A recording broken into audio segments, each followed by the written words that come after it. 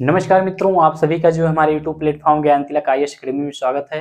आज जो है हम लोग का टॉपिक है सागरीय तरंगों के द्वारा निर्मित स्थलाकृति के संदर्भ में हम लोग पढ़ेंगे कि यहाँ पर जो है सागरीय तरंगों के द्वारा अपरदन से निर्मित किन स्थलाकृतियों का निर्माण होता है और सागरीय तरंगों के निक्षेपण अवसादों का जब निक्षेपण कर दिया जाता है तो उससे किस प्रकार की स्थलाकृति का निर्माण होता है, आज हम उसके संदर्भ में जो है डिस्कस करेंगे। तो इसमें हम पहला देखते हैं, जैसा कि ये video TGT, PGT, LT, GIC इत्यादि परीक्षाओं के लिए महत्वपूर्ण है। तो सबसे पहले देखेंगे सागरीय तरंगों के द्वारा निर्मित स्थलाकृति, तो कैसे जो है स्थलाकृति का निर्माण होता है। सबसे पहले देखेंगे इस चित्र के माध्यम से कि सागर के तटीय क्षेत्रों में वहां पर जो है उच्च ज्वार और निम्न ज्वार तल के मध्य में जो है वहां पर क्या आता है, सागर के तटीय क्षेत्रों में जो है उच्च ज्वार तल और निम्न ज्वार तल के मध्य में सागरीय तरंगों के द्वारा यहाँ पर अपरदन होता है। इससे जो प्रथम स्थलाकृति का निर्माण होता है इसी को क्लिक कहा जाता है। अगर ये प्रश्न पूछा जाता है कि भाई अपरदन कैसे होता है सागरीय तरंगों के द्वारा, तो उच्च ज्वार तल और निम्न ज्वार तल के मध्य में सागरीय तरंगों के द्वारा जो अपरदन होता है और इससे जो प्रथम स्थलाकृति का निर्माण होता है उसी को क्लिक कहते हैं। अब क्लिक जो है, क्लिक का निर्माण कैसे हुआ, अपरदन से हुआ है। तो यहाँ पर अपरदन से संबंधित स्थलाकृति को हम लोग देखेंगे।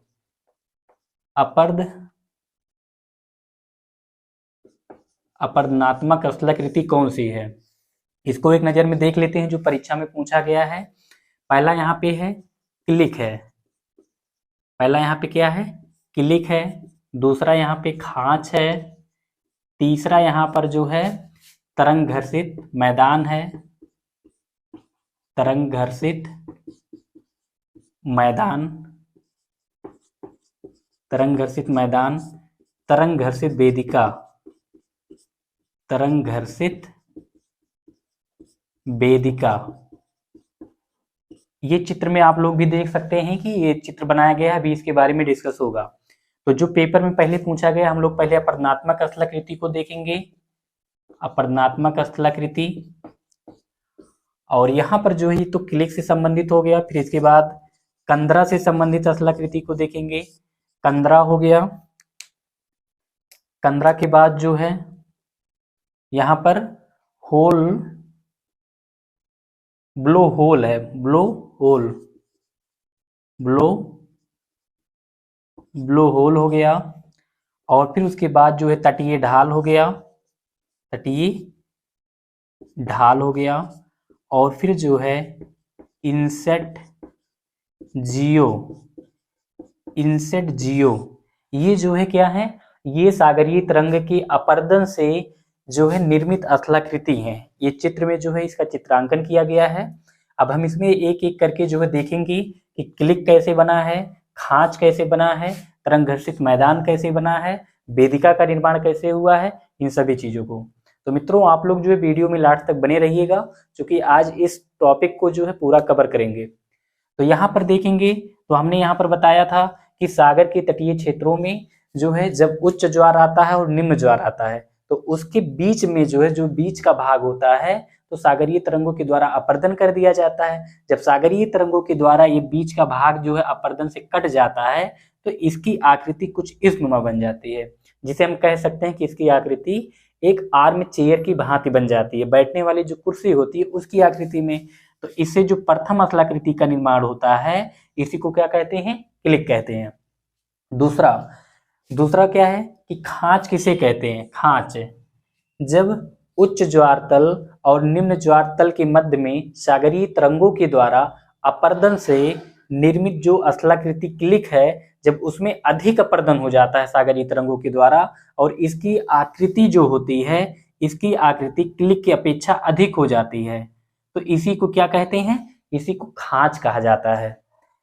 और फिर यहाँ पर तरंग घर्षित हम लोग मैदान अगर देखते हैं तो तरंग घर्षित जो मैदान होता है यहाँ पर सागरीय तरंगों के द्वारा जो है, सागरीय तरंगों के द्वारा अपरदन से अवसादों का जो है क्या कर दिया जाता है, निक्षेपण कर दिया जाता है। तो निक्षेपण से जो है जो स्थलाकृति का निर्माण होता है उसी को तरंग घर्षित मैदान कह सकते हैं।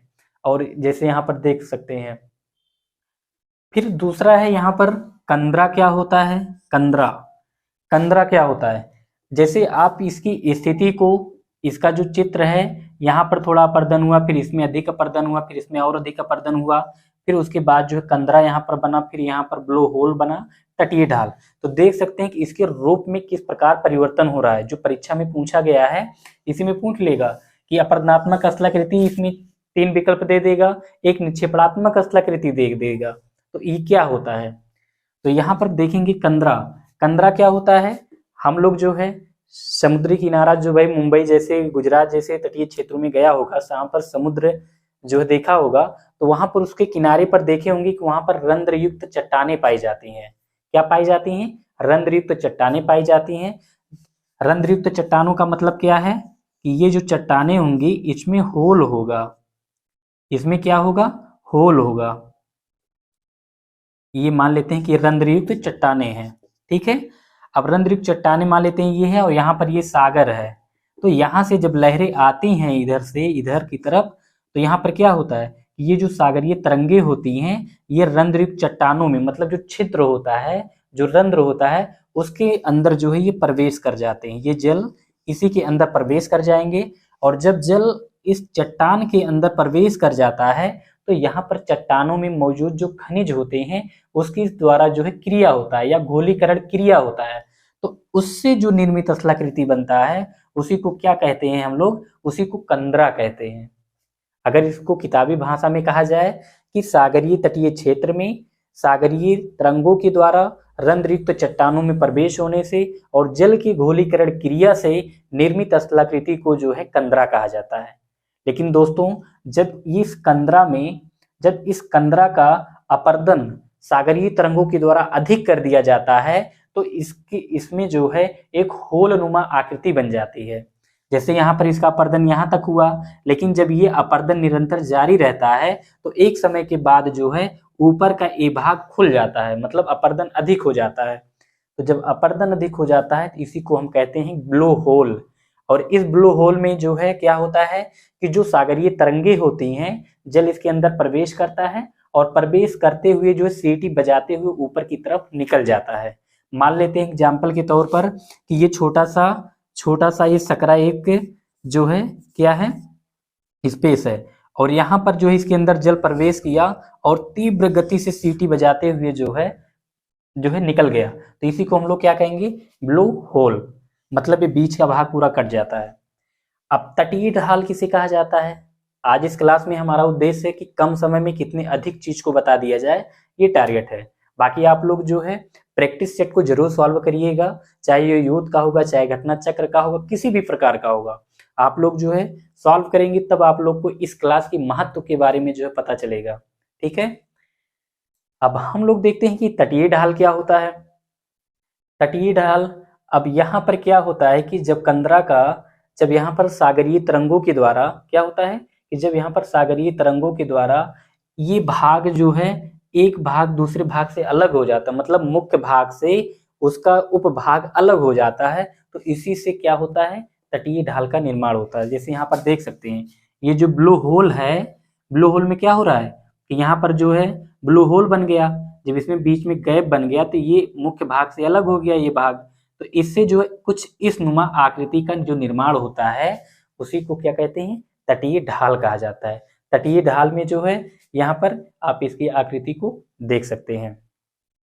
दूसरा देखेंगे इंसेट जियो किसे कहते हैं। इंसेट जियो, ये सारे जो है परिणात्मक स्थलाकृति हैं। इंसेट जियो जो है उसे कहा जाता है जब सागरीय तरंगों के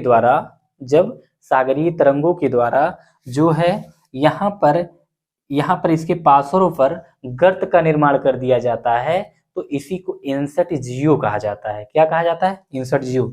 जैसा देख सकते हैं ये क्या है, इसी का रूप परिवर्तन है, यहाँ से जो स्टार्ट हुआ कंदरा, और यहाँ पर जैसे ये ढाल है, यहाँ से पानी जो नीचे की तरफ जा रहा है, कभी कभी क्या होता है कैसे पानी गिरा और यहाँ पर अपर्दन से गर्त का निर्माण हो गया और इसके अंदर जो है जल भर गया, तो इसी को क्या कहा जाता है, इंसेट जियो कहा जाता है।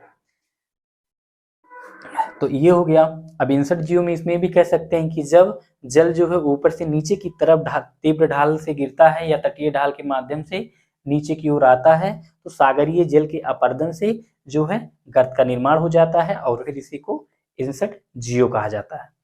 तो अगर अब उम्मीद करते हैं कि अगर अपरनात्मक स्थलाकृति से संबंधित जो है विकल्प में पूछता है तो जितने भी बताए गए हैं इतने से आप लोग को एक तरीके से कंठस्थ होना चाहिए, चीजें जो है या तो रटनी होनी चाहिए या समझ होनी चाहिए या चित्र के माध्यम से ये चीज आपको पता होना चाहिए। अब इसके बाद जो हम लोग चर्चा करेंगे और एक चीज और है कि आप लोग जो है मेंबरशिप ले सकते हैं, सुपर थैंक्स ले सकते हैं, जो कि अब हमारा जो क्लास है उस पर जो है रेगुलर चलेगा। और अगर आप लोग चैनल को सब्सक्राइब अभी नहीं किए हैं, आप लोग नए हो तो प्लीज आप लोग वीडियो को जो है लाइक करें और चैनल को सब्सक्राइब करें। चूंकि यार देखिए वीडियो को लाइक करने में तो कोई कुछ तो खर्च लगता नहीं है, ठीक है, और इतना अगर प्रयास किया जा रहा है तो इससे जो है आप लोग का भी इतना दायित्व बनता है, नैतिक दायित्व बनता है कि आप लोग भी इतना सपोर्ट कर सकते हैं कि वीडियो को लाइक कर सकते हैं और चैनल को सब्सक्राइब कर सकते हैं, जो है सपोर्ट कर सकते हैं। तो खैर हम अपने टॉपिक पे आते हैं। ये तो और फिर उसके बाद जो है ये तो हमारा इंसर्ट हो गया। इंसर्ट के बाद जो है हम लोग देखेंगे, इंसर्ट के बाद हम लोग शीर्ष स्थल के अपर्दन से निर्मित स्थलाकृति। अब इसमें कुछ अपरनात्मक स्थलाकृति और हैं जो शीर्ष स्थल से संबंधित हैं। शीर्ष स्थल से संबंधित स्थलाकृति से संबंधित स्थलाकृति। अब देखिए हम इसके भी संदर्भ में बात कर लेते हैं कि शीर्ष स्थल क्या होता है। देखिए ये भी अपर्दन से है। अब अपर्दन में जो है पहला इसमें देखेंगे शीर्ष स्थल, ये शीर्ष स्थल हो गया, और दूसरा जो है उपनिवेशिका हो गया। उपनिवेशिका हो गया, उपनिवेशिका का निर्माण कैसे होता है ये सब अभी हम चित्र के माध्यम से डिस्कस करेंगे।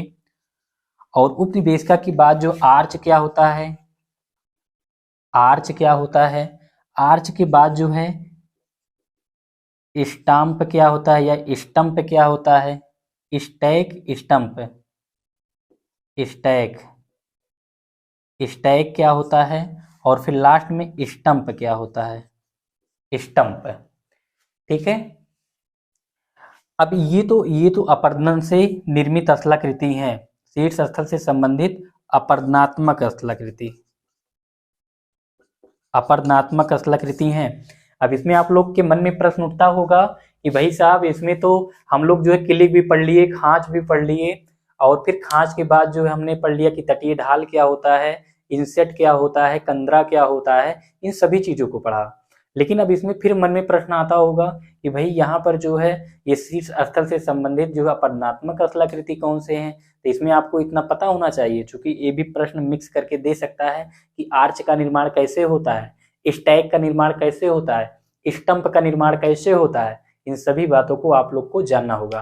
तो इसमें हम जो है चित्र के माध्यम से इस चीज को जो है देखने का प्रयास करेंगे एक एक करके कि शीर्ष स्थल, इसका चित्र जो है शीर्ष स्थल,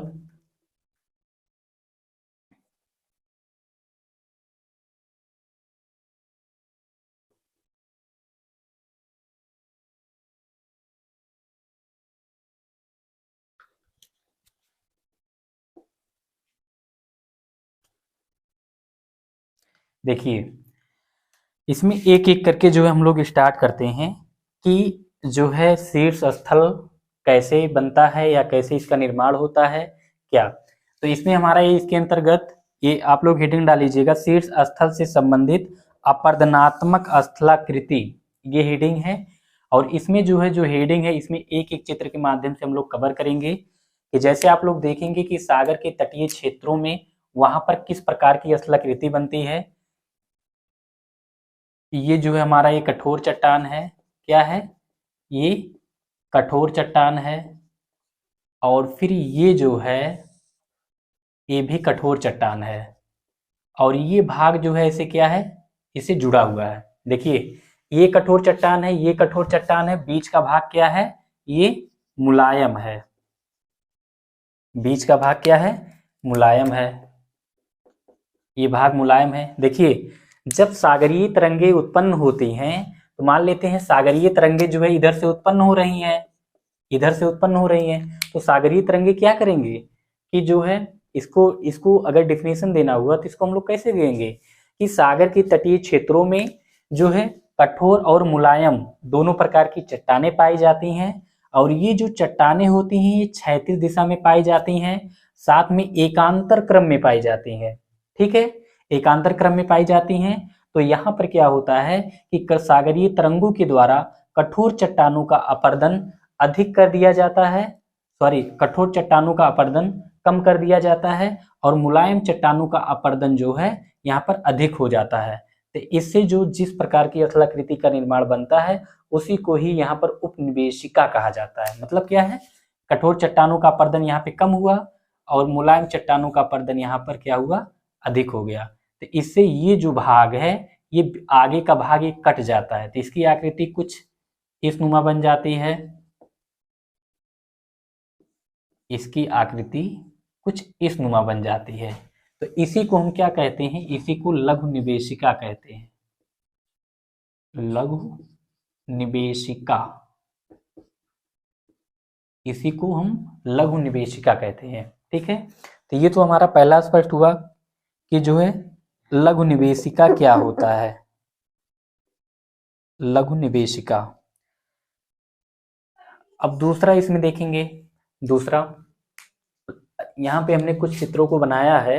अब देखिए शीर्ष स्थल, दूसरा चित्र इसमें क्या है कि जो है आर्च का निर्माण कैसे होता है, आर्च का निर्माण। तो देखेंगे इस चित्र में ये क्या है, ये शीर्ष स्थल है, ये क्या है, ये शीर्ष स्थल है, और इसके पार्श्वों पर जो है अपरदन हो रहा है, इसके पार्श्वों पर अपरदन हो रहा है।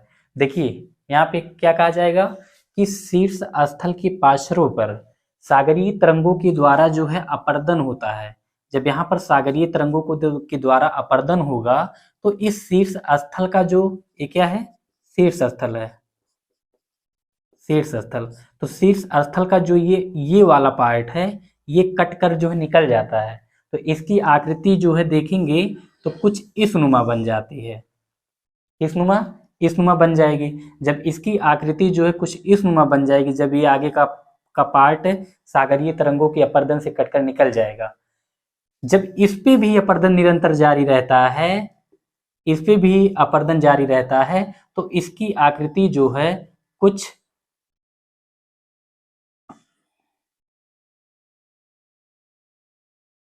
इस नुमा बन जाती है, मतलब गर्त हो जाता है।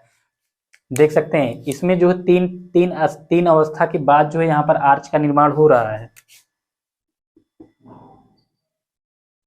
आर्च देखिए, तो यहाँ पर जो है शीर्ष स्थल यहाँ पर कटा, इसकी आकृति इस नुमा बना, लेकिन जब इसमें अपरदन होता है तो अपरदन से जो है गर्त का निर्माण बन जाता है, तो इसी को ही हम क्या कहते हैं, आर्च कहते हैं। लेकिन मित्रों जब ये आर्च है, इसे आर्च कहा गया, लेकिन जब ये आर्च जो है, लेकिन जब सागरीय तरंगों के अपरदन से, जब सागरीय तरंगों का अपरदन इस पे भी लगातार जारी रहता है, तो क्या होता है कि ये जो वाला आर्च वाला ये पार्ट है, ये जो पार्ट है ये कटकर अलग हो जाता है। मतलब इससे ये मुख्य भाग से ये भाग कटकर निकल जाता है। तो यहाँ पर इसे क्या कहेंगे, यहाँ पर देख सकते हैं कि स्टैक कहते हैं, इसे क्या कहेंगे, स्टैक, इसे क्या कहेंगे, स्टैक कहा जाता है। मतलब जब आर्च जो है मुख्य भाग से कटकर अलग हो जाता है सागरीय तरंगों के अपरदन से, तो इससे जो है स्टैक का निर्माण हो जाता है। लेकिन स्टैक का जो छोटा सा रूप होता है, ये देख सकते हैं, ये जो छोटा सा रूप है, ये चित्र इसमें नहीं बनेगा, ये जो छोटा सा रूप है इसी को क्या कहेंगे, स्टंप कहेंगे, स्टंप कहेंगे। क्या कहेंगे, स्टंप। अब देखिए ये हमारा शीर्ष स्थल से संबंधित स्थलाकृति हो गया कि इसमें जो है लघु निवेशिका क्या होता है, आर्च क्या होता है, स्टंप क्या होता है, स्टैक क्या होता है। 4 प्रकार के हम लोग पढ़े, और इसमें शीर्ष स्थल। तो इसमें जैसे जैसे क्रम जो है इसके आगे तरफ बढ़ता गया कि लघु निवेशिका का निर्माण कैसे हो गया, शीर्ष स्थल का यहाँ पर अपरदन हुआ तो ये आगे वाला भाग कट के निकल गया, इसकी आकृति कुछ इस प्रकार हुई। फिर सागरीय तरंगों ने इस पे अपरदन किया तो फिर जब इस पे अपर्दन किया तो यहाँ पर गर्त का निर्माण हो गया, तो गर्त के निर्माण जब हो गया तो इसी को आर्च कहा गया। लेकिन जब ये आर्च जो है मुख्य भाग से कटकर अलग हो गया तो इससे जो है स्टैग का निर्माण हो गया, मतलब जो कटकर निकला हुआ भाग होता है इसे स्टैग कहा जाता है। लेकिन स्टैग का जो छोटा सा रूप होता है और इसका जो छोटा सा ये रूप बनता है ये सागरीय तरंगों के अपर्दन से ही बनता है, तो इसी को हम जो है क्या कहते हैं, स्टंप कहते हैं। तो ये हमारा हुआ। अब देखिए ये तो हमारा इतना क्या था कि ये सागरीय तरंगों के अपरदन से निर्मित, अब तक हम लोग स्थलाकृति पढ़ रहे थे, लेकिन अब हम लोग पढ़ेंगे कि सागरीय तरंगों से के निक्षेपण से निर्मित स्थलाकृति, कि सागरीय तरंगों के द्वारा कैसे अवसादों का निक्षेपण होता है और किस प्रकार की स्थलाकृति का निर्माण होता है।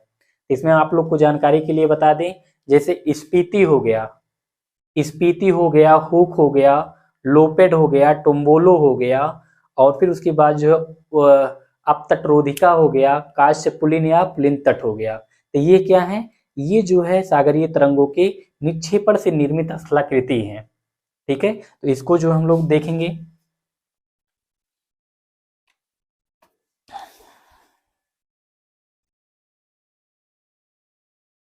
इसको हम लोग देखने का प्रयास करेंगे चित्र के माध्यम से।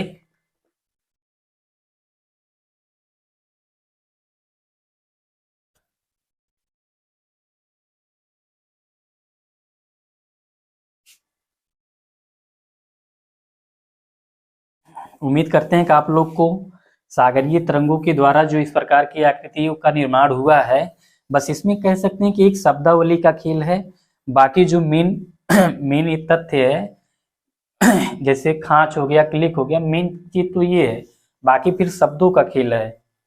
ज्योग्राफी ऐसा सब्जेक्ट है कि एक बार आप समझ गए चित्र के माध्यम से तो बार बार जो है कोई दिक्कत नहीं होने वाला है। अब देखिए सागरीय तरंगों की, अब दूसरा हम देखेंगे निक्षेपणात्मक स्थलाकृति। निक्षेपणात्मक स्थलाकृति, आप लोग भी अब प्रैक्टिस सेट को जब सॉल्व करेंगे तो आप लोग देखेंगे कि इसमें से, इस वीडियो से आप लोग को 90% चीज जो है टोटल जो है मिलेगा। ठीक है, इस लेक्चर के माध्यम से। अब देखिए इसमें हम लोग देखेंगे निक्षेपणात्मक स्थलाकृति। सबसे पहले तो हम लोग इसमें चित्र बनाएंगे।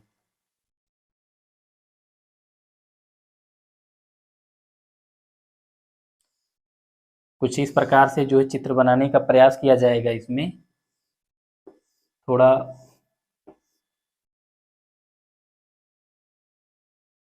देखिए ये यहाँ पर क्या है, ये सागर है, ठीक है, और ये हमारा ये तट है।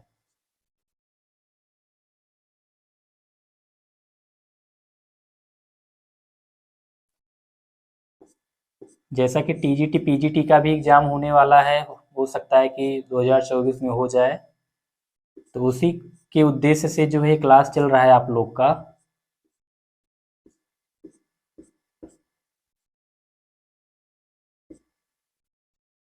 ये जो है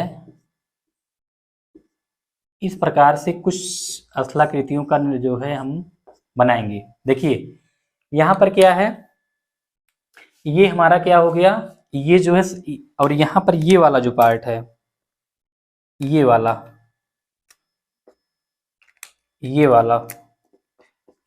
जो सारा पार्ट है, यहाँ पर जल भरा हुआ है। क्या है, यहाँ पर ये सागर है, सागर, ठीक है, सागर। ये स्थल भाग है, कह सकते हैं तटीय स्थल है, और ये जो है ये सागर है। ठीक है, सागर है। अब देखिए भैया यहाँ पर क्या होता है कि जब यहाँ पर क्या है कि यहाँ पर इस प्रकार की कुछ आकृति बनेगी, इस प्रकार की आकृति, ये निक्षेपणात्मक स्थलाकृति है। इसे हम स्पीति कहते हैं, SPITI, इसे स्पीति कहा जाता है। और जब कुछ इस प्रकार की आकृति का निर्माण होता है तो इसे क्या कहते हैं, इसे हुक कहा जाता है। क्या कहते हैं, इसे हुक, HOOK, इसे हुक कहा जाता है। और हुक के बाद जो है दीप से जब किसी जुड़ जाते हैं, जैसे मान लेते हैं यहाँ पर कोई दीप है, दीप, और फिर ये आकर जो है इसी में जुड़ जाते हैं, ये इसी में जुड़ जाते हैं। इसी को टोम्बोलो कहा जाता है, टोम्बोलो, इसी को टोम्बोलो कहा जाता है। ठीक है, अब टोम्बोलो के बाद जो है यहाँ पर एक बचता है आपका लोपेड। लोपेड किसे कहा जाता है? लोपेड, ये हमारा ये क्या है? द्वीप है। चित्र पहले बना लेते हैं फिर इस चीज को समझते हैं। और ये फिर जो है ये कुछ इस आकृति में जो बनता है, इसी को लोपेड कहा जाता है। क्या कहते हैं? लोपेड,